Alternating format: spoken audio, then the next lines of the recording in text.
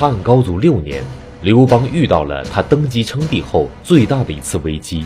在这场危机中，刘邦差点丢掉了性命。那么，到底发生了什么事情，刘邦让死里逃生的呢？河南大学王立群教授为您讲述系列节目《大风歌》第32集《白登之围》。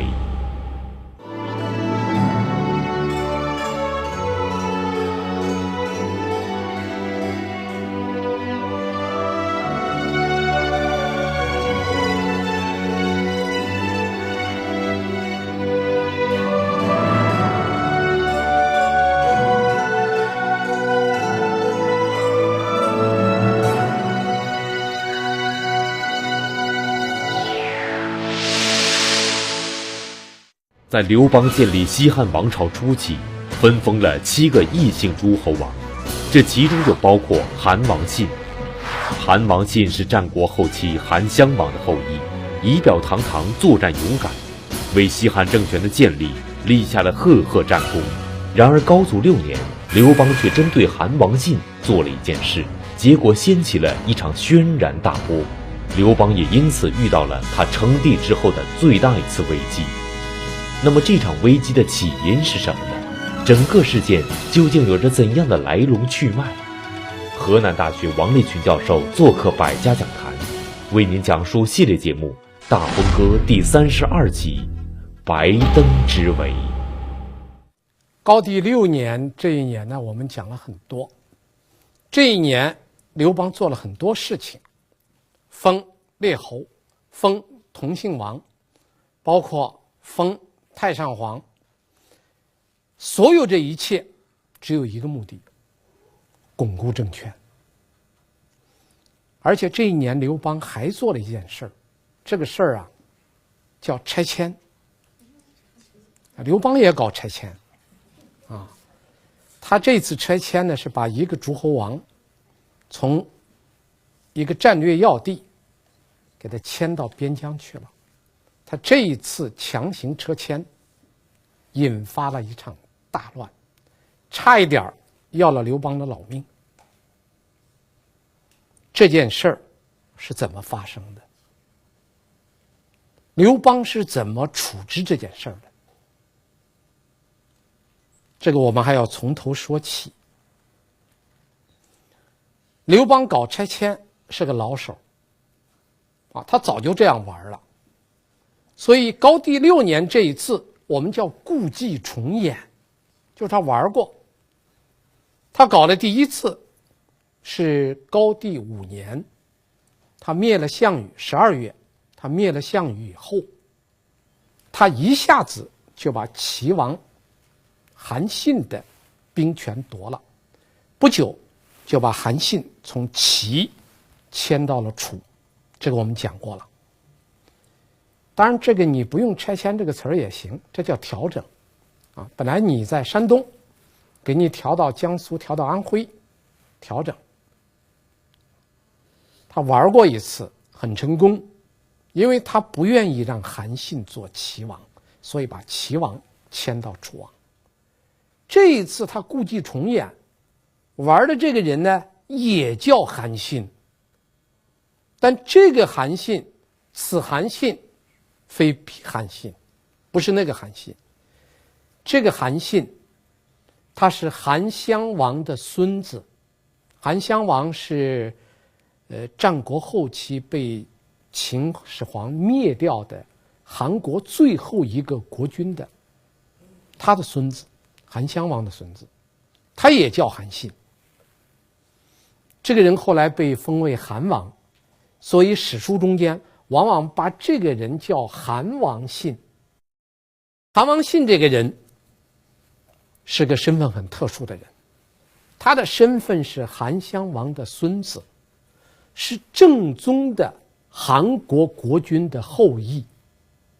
而且这个人有3个特点：第一，身高，身子特别高，史书记载叫8尺5寸，史书记载到8尺4寸就算是大高个了，8尺5寸是很高的个。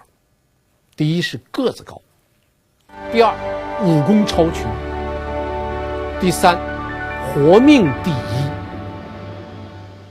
这个韩王信有一个生活准则，保命第一，关键时刻先保命再说。他这么一个人。韩王信那个命啊并不好，他生活的时代已经是韩国即将灭亡的时代了，所以他亲自经历过了韩国的灭亡。韩国灭亡以后，韩襄王的子孙绝大多数被杀，只有这个韩王信福大命大活下来了。所以秦末农民大起义以后啊，这个起义军就发现了一个现象，什么现象呢？就是如果能找到六国国君的正宗的后裔，把他们尊奉为王，在当地就特别有号召力。为什么呢？因为六国国君的后裔都是政治名人，是名人就有影响力。所以当时楚国项梁立的是楚怀王的孙子，齐国那是齐王田丹，魏是魏王纠，加上赵国、燕国，可以说被秦灭掉了六国，5国都立了国君，唯独这个韩国找不到韩襄王的子孙。最后没有办法，找到了一个这个衡阳君叫韩成，把他立为韩王，但他并不是韩襄王的正宗子孙。是在这个情况下，那么韩王信是怎么被发现的呢？韩王信的发现是因为张良西征，张良被任命为韩国的司徒，奉这个命啊，到韩国去攻城略地。他到韩国以后，攻下了10几座城，而且意外地发现了韩王信。发现韩王信以后，他立即把韩王信任命为自己手下的将领，带着这个韩王信，然后跟着刘邦一块儿入关。所以韩王信就成了刘邦集团的一个成员。刘邦到了汉中以后，就是张良已经走了，张良去辅佐那个汉王城了。这个韩王信给刘邦讲过一段话，这段话在很多地方不被人们提到，但是这段话非常重要，有助于我们了解韩王信这个人。这段话这样说的：项王望逐王近地，而王独远居此，此左迁也。这个话是什么意思呢？他说项羽分封很不公，他把跟随他的将领都分到那个好的地方，就中原去了，而您作为汉王，你分到汉中，这是左迁。所谓左迁，就是受处罚的人才封到这儿，这是第一点，就是你封地对你不公正。第二，你手下的士兵都是山东人，都想回自己的故乡去，借着他们的劲儿打回去，你可以得到天下。这个话和谁是话说了很相似了，和那个汉中对策的韩信对刘邦说的话非常相似。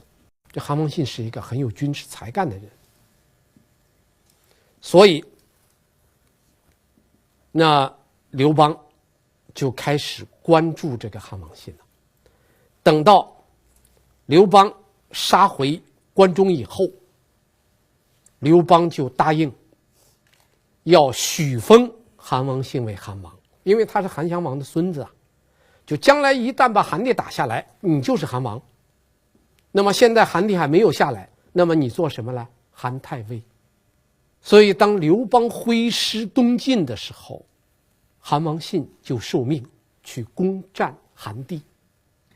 韩王信攻占韩地有利条件：第一，他是韩襄王的孙子，正宗；第二，他的武功很好，所以刘邦用他去占韩地。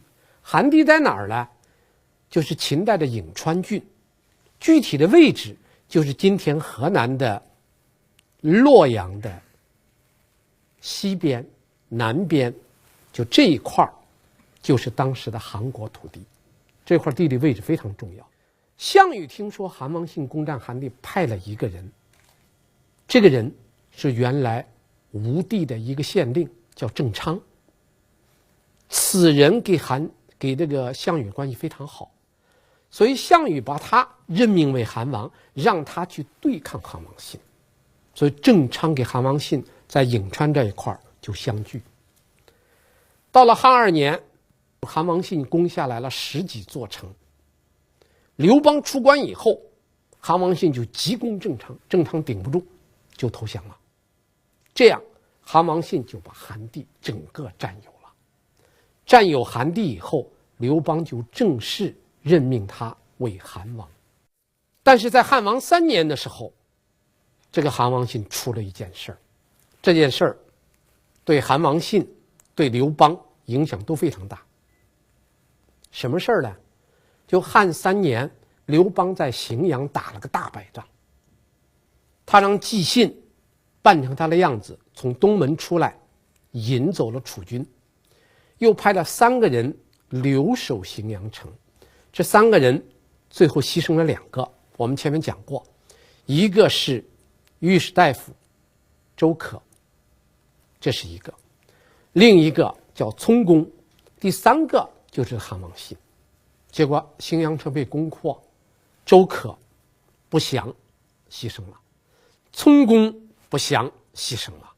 韩王信呢，我们讲过这个人，这个人有一个生活原则，叫活命为上，所以他立马就投降了，不降要杀他。那2个被俘的不投降都被项羽杀了，韩王信投降项羽了，所以他活下来了。活下来，先活下来再说。等项羽稍微放松一点，他又从项羽那儿逃出来，又投到刘邦那儿去了。刘邦这次没有处罚韩王信，没有处罚了，大概有2个理由：第一，人家是投奔你的了，你不便杀；第二，韩王信的身份特殊，韩襄王正宗的孙子就剩这一个了，所以没有杀他。到了汉6年，就是我们一开始说的，刘邦就决定让韩王信迁个地方，迁到哪儿呢？迁到代地去。代地在什么地方呢？就是今天出煤老板那个山西，那个山西的北边，山西的中部这一块就是古代的代国。代国有一个最大的危险，就是他代国的北边是紧靠着匈奴，他面临着匈奴强大的军事压力。颍川郡虽然小，但是颍川郡没有军事威胁。刘邦调韩王信，把他迁到代地去，2个理由：一个，善于作战，作风勇猛，这一条我觉得刘邦肯定给韩王信说了，你很能打仗，又很勇敢，现在调你到代地防守匈奴，这肯定要说。第2句话我觉得刘邦没有讲，因为第1句话是夸人呐，谁都喜欢听夸人的话。第2句话说什么呢？你这个地方太重要了，我不能叫你在这儿待，你得给我挪个地儿。这话刘邦肯定没讲，因为这叫什么呢？这叫防人。夸人的话刘邦肯定讲了，防人的话刘邦肯定没讲。韩王信被迁到代地以后，这个韩王信还很勇敢，给刘邦打了个报告，说这个代国的国都在哪儿呢？在晋阳。晋阳就是今天的太原，这个离前线太远了。我要把代国的国都迁到哪儿呢？迁到马邑，马邑就今天的朔州，在山西的最北边，靠近内蒙。我要迁到那儿，便于指挥作战。韩王信的这个迁都，现在史学界有2种看法：第一，认为韩王信迁都是为了更好的防范匈奴。第二种说法，韩王信的迁都是为投降匈奴做准备。这个不对，我认为第二个说法没有道理。韩王信后来是投降匈奴了，但不等于说他当初迁都就是为投降匈奴做准备啊，不是这样的。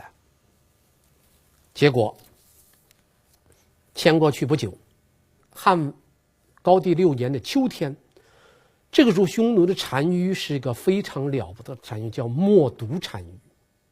这个冒顿单于带了20万精兵，把马邑给包围了。这个韩王信做了2手，第一手向中央政府求救，第二手给匈奴谈判。中央政府得令以后，做了2个准备：第一，派兵增援；第二，听说韩王信给匈奴谈判，刘邦专门给韩王信写了一封信。他听说韩王信给匈奴谈判，怀疑韩王信有2心。所以刘邦这个话说了很重，说你的任务就是死守，你既不能轻易的死，也不能为了不死而侥幸的活下来。这个原话不这样说的，原话叫专死不勇。什么叫专死不勇啊？一个就是想着死，那不算勇敢，这叫专死不勇，就说你不能轻易的把命给丢了。第二句话呢，叫专生不认。什么叫专生不认呢？只为了活，不顾及自己承担的责任呢。结果刘邦的这个信一到，韩王信吓坏了，因为他私下给匈奴谈判的。韩王信怕刘邦杀他，这一担心，到这一年的9月，韩王信就汉6年的9月，韩王信就投降了。他投降以后，就和匈奴联合起来攻打太原郡。这一下子激怒了刘邦。这是汉6年9月的事情，10月就是汉高帝7年的第1个月了，因为当时10月是第1个月。所以这一年的冬天，刘邦带了32万大军去攻打匈奴，仗打了非常顺利，很快就把韩王信打败了。韩王信打败以后，韩王信就逃到匈奴去了。但是匈奴的冒顿单于非常狡猾，当他开始打了败仗以后，他开始示弱，就是他把他的主力隐蔽起来。你在外面看到的士兵都是老弱，他把他的牲畜、强壮的牛、羊、马全藏起来了。你看到的都是老马，要么就是小马，看不见强壮的马。所以刘邦派出去了10几批使者出使匈奴，回来的人都给刘邦报告，可以给匈奴打。我们到匈奴去看到以后，只看见老弱病残，只看见那个瘦弱了马，什么都看不见。最后一个派出去的人是我们前面讲过这个人，这个人原名叫娄敬，后来改名叫刘敬。这个娄敬出使回来给刘邦说，匈奴不能打。他说两国打仗都是要展示自己的实力，展示自己最强的一面。可是我到匈奴一看，他展示的全是老弱，牲畜也是最老的、瘦的、病的，示弱。这说明他一定有埋伏，这匈奴不能打。这个时候呢，刘邦的主力已经出发了，所以刘邦听不进去啊，因为刘邦前面是一连串的胜仗，冲昏了他的头脑。他觉得秦我灭了，西楚霸王项羽我也灭了，你匈奴会怎么样呢？所以刘邦在这种情况下轻敌冒进，就带领他的先头部队出发了。刘敬阻止他出发，他把刘敬骂了一顿，骂完把刘敬关起来，带上刑具，说等我回来我再处理你。所以刘邦把这个谋士刘敬一关，带着部队就上去了，走到哪儿呢？走到平城，然后到达了白登山。白登山在山西大同，这个时候平城有少数部队，后边大部队还没有到，刘邦就带了一部分先头部队爬到一个山上去眺望周围的形势。结果刘邦带着少数部队一上山，突然中冒出来了40万匈奴精锐的骑兵，把白登山团团围住，一下子围了7天7夜。这个时候可以说是内外消息断绝，粮草供应断绝，刘邦傻了，出不来。登山一看，匈奴的骑兵太厉害了，东西南北每一个方向都是纯一色的战马。比如说东方是青色的马，结果东方全部是青色的。而当时汉朝中央政府是个什么情况呢？汉朝中央政府皇帝坐的马都配不上4匹同一种颜色的马，4匹马都配不上同一种颜色。人家匈奴40万骑兵，一面是10万骑兵，人家10万战马是一个颜色，你连4匹都配不到一块儿，那这仗没法打。而且大部队在后边，大部队不知道刘邦跑哪儿去了，刘邦自己困到山上又出不来，这就是白登之围。陈平的计谋是什么计谋呢？据《史记》记载说，这个计谋的保密级别非常高，不解密，所以没有人知道陈平用的什么计谋。当然后来也有人为这一段做注释的时候啊，讲了一点情况，说什么呢？实际上还是靠美女解围。怎么叫美女解围呢？前面我们说全是车牵惹的祸，这个地方全靠美女解了围。是陈平给刘邦说情况危急了，据说啊，有好多种版本，说有的版本说就画了一幅美女画，有的版本说就没有画画，派人偷偷的找到匈奴单于的夫人叫胭脂，给胭脂说了，汉朝的皇帝已经被围住了，没有办法了，现在回国去搬美女了，这美女就这个样，绝代美女。很快那个美女来了，汉朝皇帝就献给单于，单于一看见美女，那肯定不喜欢你了，你就完了。不如趁汉朝的美女没有来，你劝劝大王，放个口子，让皇帝出去。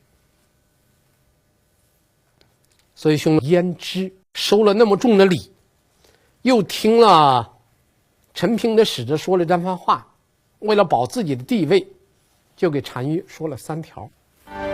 第一，叫两主不相困。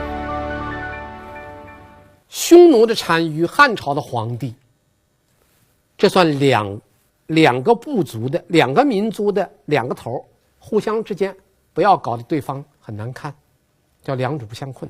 第二，得地不能久居，你就是把汉朝的地占了，你能在那住吗？那人家是种粮食的，咱们的牲口到那儿没东西吃，咱们还得回到大草原上去，你占的地也没有用，这第2条。第3，神灵庇护。单于是有神灵庇护的，汉朝的皇帝也是有神灵庇护的，有神灵庇护的，谁也不能伤害谁。这个据说是胭脂给这个单于就说了这3条。匈奴的单于怎么想了？匈奴的单于有自己的算盘，他原来是给韩王信的部下约好会合，然后一块儿打汉军。结果没有想到是不知道什么原因，韩王信的部下没有来，赴约了。所以这个匈奴的单于啊，怀疑韩王信的部下是不是给汉朝的军队勾结起来了。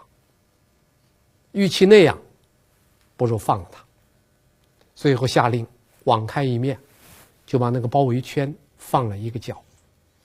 那天早上还天下了大雾，汉军的士兵出入，匈奴的士兵都看不见，能见度非常低。然后呢，刘邦的人马从这一个角缓缓地退出来了。这个退的还有一些细节，刘邦是想快马加鞭地跑，为他赶车的开车那个太仆夏侯婴说，不能快，一快就显得咱们心虚了，慢慢走。这个时候刚好赶上那个大寒流，刘邦的士兵20-30%的人手指头都冻掉了。最后撤到平城，撤出来，匈奴的骑兵也退了，这刘邦算白登解了围。白登解围地来把他归功于陈平，大家都说是陈平立了功了，其实根本原因不在这儿。我认为最根本的原因是汉匈两家的关系决定的。汉打匈奴不在于灭掉匈奴，在于灭掉韩王信，打击帮助韩王信叛乱的匈奴。匈奴呢也不想抓住汉朝的皇帝，抓皇帝没有用啊，你抓了刘邦，人家把刘邦的儿子立了，你抓了他儿子，他还有儿子，他再立一个，这个没有用。匈奴的目的是我要你的人做我的奴隶，要你的财物补充我的供给。汉和匈奴的这种关系决定了匈奴并不想把汉朝的皇帝给怎么样，汉也没有力量把匈奴的单于怎么样，这才是根本的一个原因。刘邦打完败仗以后，立即把那个刘敬释放，封上了这个刘敬。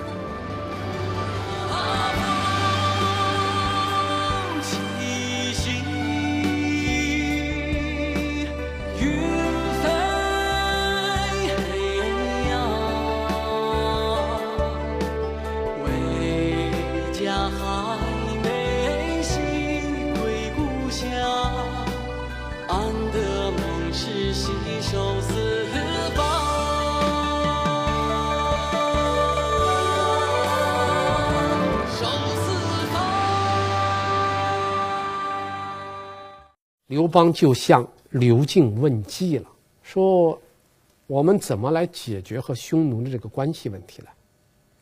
刘敬就给他分析了，说现在这个情况下不能打，对付匈奴就两个办法。第一，动武。动武咱们是刚打了这么多年，咱们的士兵疲惫了，咱跟人家打不起。第二，讲仁义。我听说这个冒毒单于是杀父代立，把他爹杀了代立了，和这么一个人你能给他讲仁义吗？仁义也讲不通。只有一个办法，怎么地让他变成咱们的子孙就行了。这刘敬就提了一个办法，他说不知道你愿不愿意这样做。刘邦说只要能行啊，能解决两家的矛盾问题，怎么地都行。刘敬说那可以，他说你派你的嫡长公主，他特意提出了嫡长公主，那意思就是说你和吕后生那个鲁元公主拿出来吧，送到匈奴那儿去，嫁给匈奴的单于。匈奴单于一知道是你的亲女儿，而且是嫡出的女儿，肯定让她做胭脂。他要一做胭脂，那你将来你闺女生的那个儿子，等老单于一死，他就是新任的单于了。那新任的单于是你的什么？是你的外孙啊。将来如果你的外孙如果做了匈奴的单于，他外孙还给他外公打吗？我没听说有天下有这样的事儿，两家的关系就可以和好了。刘邦一听说可以啊，就下决心要把鲁元公主嫁出去。这吕后不干呐，吕后整天是一哭二闹三上吊，这刘邦就没招了。这吕后就讲了也有他的道理啊。妾为太子一女，奈何弃之匈奴啊？我就一个儿子一个女儿，你为什么把我的女儿非要扔到匈奴去呢？死活不让。刘邦最后没辙，就找了一个宗室，刘姓宗室的女儿，这不知道找到谁家去了，把人家的女儿打扮，以次充好，啊，说这就是我的女儿，嫁过去了，而且陪嫁了很多这个匈奴最喜欢的，像茶叶啊，什么这些丝绸啊，这些好的东西，送给匈奴了。而且派谁去呢？就派刘敬去了，这事儿就成了。这就是中国历史上西汉初年的一个重要的民族政策，叫和亲。这个和亲之策经历过高皇帝、惠帝、吕后、文帝、景帝，一直到汉武帝才改变，经历了70多年的时间，一直用和亲的办法。和亲的办法，我们现在史学界呢是两种意见，就是有肯定的，有否定的。肯定的认为说和亲的办法有用啊，它有利于西汉经济的恢复，有利于平定异姓诸侯王的叛乱，啊，它是有用的，还有利于匈奴统一大漠南北，加速匈奴的汉化过程，这是认为有利的一面。也有的人反对，说西汉的和亲之策是在刘邦先冒进，啊，不听刘敬的话，先冒进后失败的情况下采取的一个权宜之计。和亲并没有起到根本上解决问题的作用，匈奴还是不断的入侵。文帝朝、景帝，特别是文帝朝，发生多次匈奴大规模入侵。所以关于和亲这个办法的学术界目前是有争议的，啊，那么我们应当怎么看待呢？我想大概有这么几点。第一，和亲之策应当是西汉政府在国力未强大到和匈奴对抗的情况下采取的权宜之计。第二，它在一定程度上调解了两个民族之间的矛盾。第三，和亲并不能从根本上改善和解决汉匈之间的矛盾。应当这样看，可能会比较全面一点。所以这个政策延续到后代，人们就提出很多批评意见。所以到了文帝朝、景帝朝做了很多调整啊。这些调整包括什么呢？匈奴最厉害的是骑兵，汉朝最缺乏的是骑兵，那怎么办呢？鼓励民间养马。说文帝朝、景帝朝大量鼓励民间养马，所以到武帝那个时候，卫青、霍去病一出征10万骑兵，从哪儿来的马？民间养马。另外，国家建立国营的养马院，养军马，啊，这是为大规模对匈作战做准备。第一是养马，第二是移民，向边疆移民，而且这个移民是有奖励的，如果你有罪，移过去罪给你免了。第三，入粟，就是谁家里要是有粮食，把这个粮食千里迢迢送到边疆，要么可以免你的罪，要么可以给你爵位。所以边疆就充实了一大批老百姓，一大批军粮，还养那么多战马，这样使汉朝边地的力量大大加强了。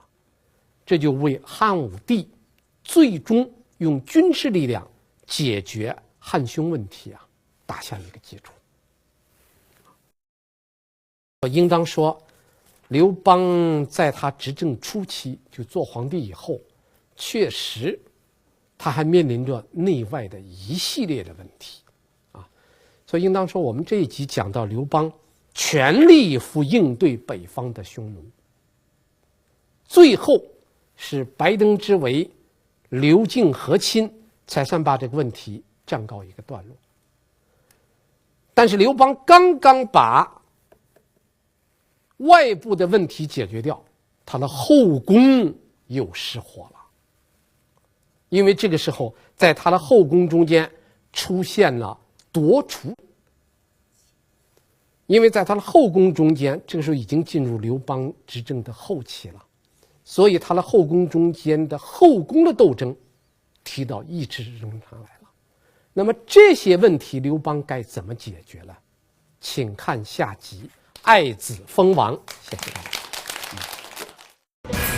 刘邦当了皇帝后，年轻貌美的嫔妃戚夫人得到了刘邦的宠爱。这个时候，戚夫人有了别的想法。那么她的想法是什么呢？她的想法在朝廷和后宫中又掀起了怎样的波澜？河南大学王立群教授做客百家讲坛，为您讲述《大风歌之爱子封王》。